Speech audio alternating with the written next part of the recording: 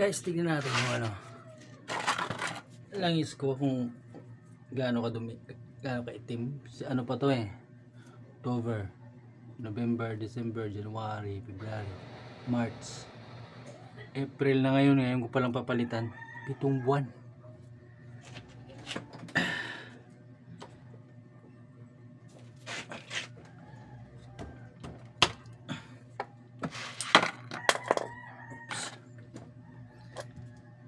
Inabot siya ng 7 buwan guys kasi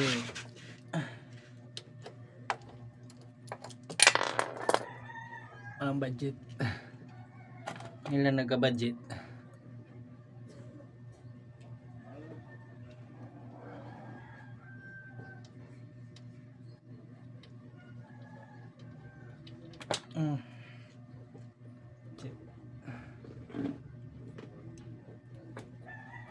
Kita nyo, grabe ka-itim na.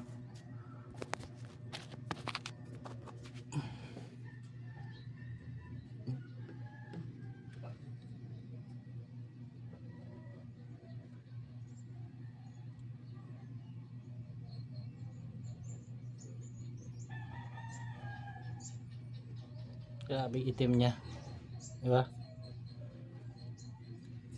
Ay, marami lang isang ating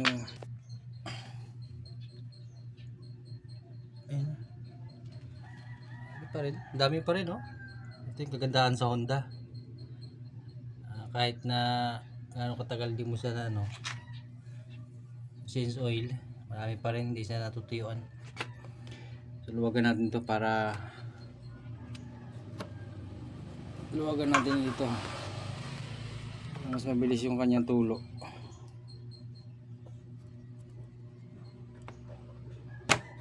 Okay, maluwag din siya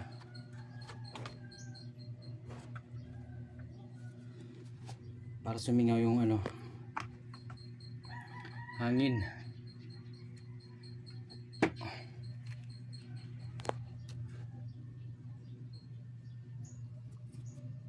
Grabe itim niya oh.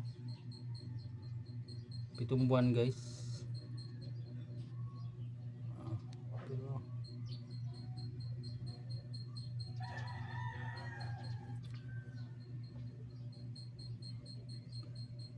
Tuwa nga ako ngayon kasi nakadiskarte na ng pampalit.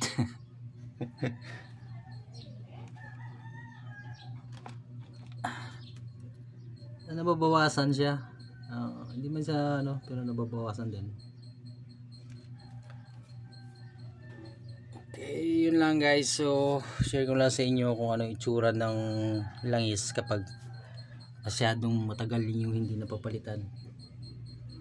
Pero okay para may takbo niyan. Good para pero siyempre yun lang.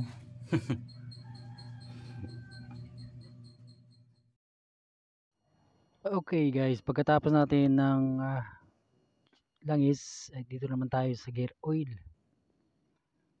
Check natin guys kung ano itsura ng gear oil pagkatapos ng mahabang 6 na buwan, 7 buwan din na hindi napalitan. Tingnan natin kung ano itsura na nito. Siyempre guys, pag nag-change oil kayo, sabay na yung gear oil dyan. Ito na, bubuksan natin Tingnan natin kung anong itsura niya. Alam nyo guys kung bakit inabot ng 6 months, 7 months, almost 7 months bago magpalit nito. Wala kasing budget Ngayon lang nagka-budget. Ayun yun. Okay pa rin. Parang itsura niya hindi pa siya masyadong madumi. Tagal Kaya minsan hindi mo rin talaga mapaniwalaan yun sa manual sabi nila may mga pa sila dyan kung ilang kung ilang kilometer ang takbo sa magpalit ng langis. Saka ito lang langis, pero ito 7 buwan okay pa naman. Basta tilang naubusan ng langis yung makina, tatakbo pa rin yan. Huwag lang matuyuan. So, yun guys. Share ko lang sa inyo kung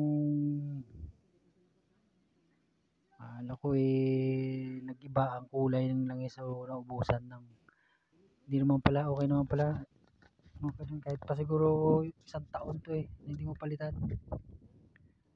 Basta pag lang matuyuan.